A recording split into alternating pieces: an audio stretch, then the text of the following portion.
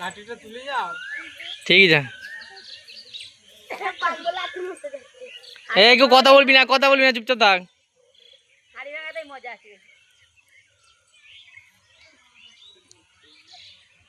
চুপ কর,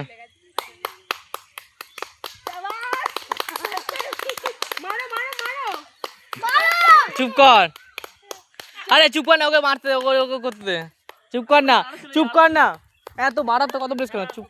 চুপ কর না, মজাটাই নষ্ট করে দিস তোরা।